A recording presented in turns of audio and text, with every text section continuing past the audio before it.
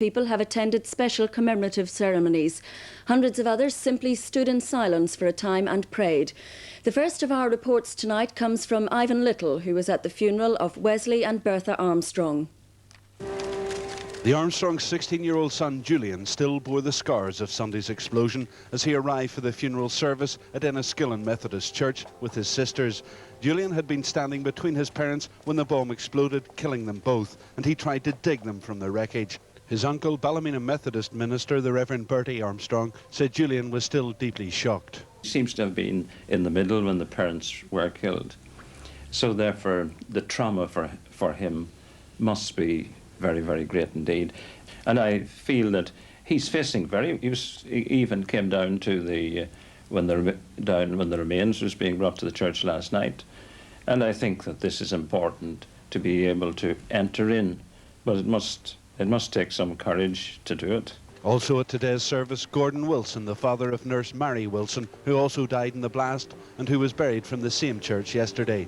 During the service, Wesley Armstrong's brother addressed the mourners and echoed Mr. Wilson's pleas for forgiveness for the bombers, but he admitted forgiveness wasn't easy, even for him.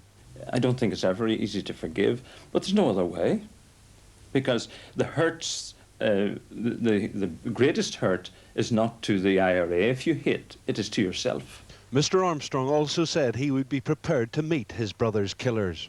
You could forgive somebody at a distance, but if somebody picks up the phone and they have been involved in it, I, as a minister, would have to be able to sit down and talk with them. Otherwise, I would be denying what I'm preaching. What would you say to them? Where would you start? Well, I'd have to start with them, first of all. I mean, I have a little note in what I'm saying today about the thief on the cross. And he was a revolutionary. He probably was a murderer. But Jesus looked across and he didn't say, well, we'll sort out capital punishment for you.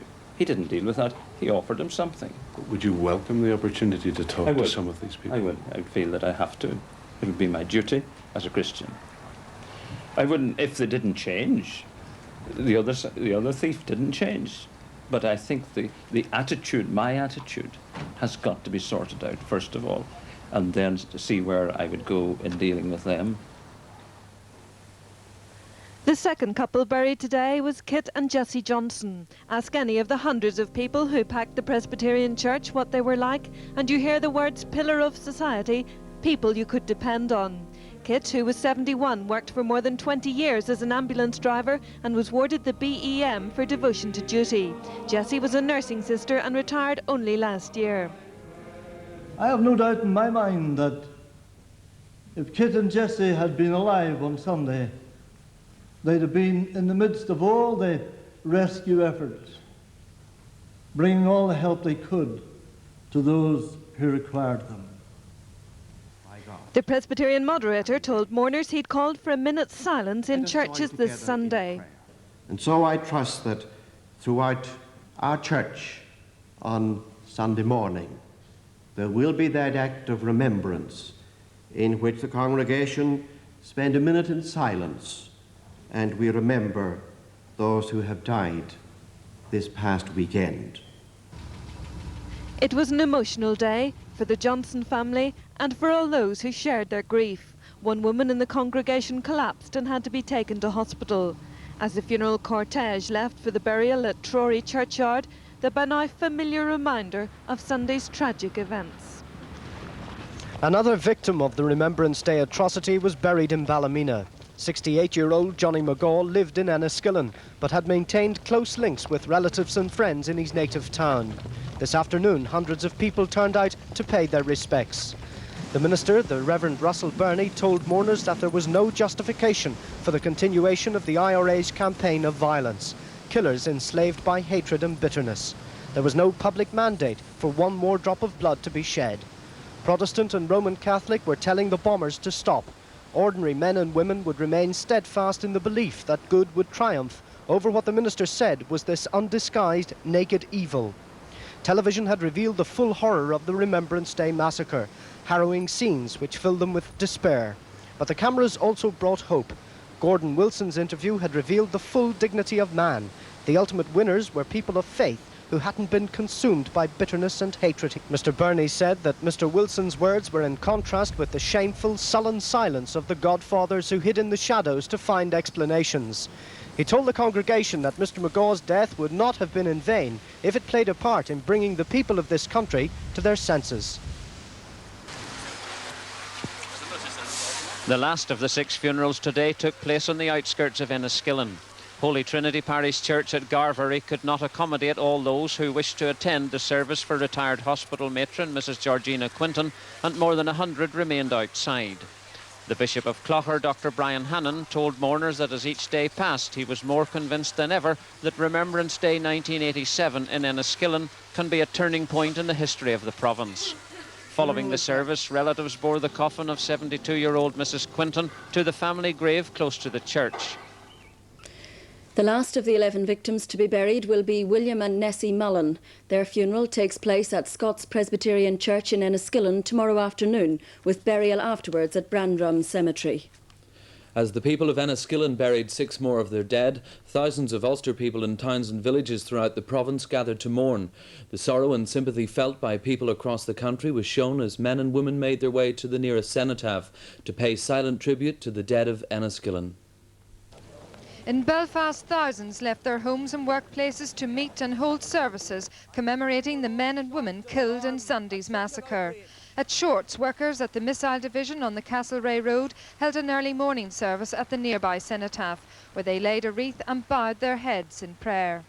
By lunchtime, the 2,000-strong workforce at Harland and Wolff had gathered at the Queen's Island entrance to observe a 2-minute silence. As industry paid its respects, a crowd of nearly 12,000 gathered at Belfast City Hall to share in the sense of sorrow and grief that had touched the hearts of so many in the past few days. Dean of Belfast Jack Shear led a short service, and Lord Mayor Dixie Gilmore recited the traditional Remembrance Day vow. They shall not grow old, even as we that are left grow old. Age shall not weary them, nor the years condemn. At the going down of the sun and in the morning, we will remember them.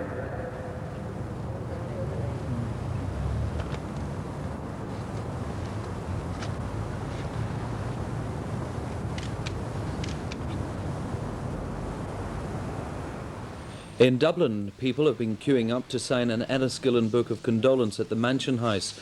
The Prime Minister Charles Haughey and his Foreign Affairs Minister Brian Lenihan were among the first to sign. Several £1,000s has already been contributed to the special appeal fund set up after the Enniskillen massacre. The fund is based at the Ulster Bank in Darling Street in the town. All the major banks in Great Britain and Northern Ireland are cooperating with the fund, and contributions can also be made through a free pay Jarrow account at any post office.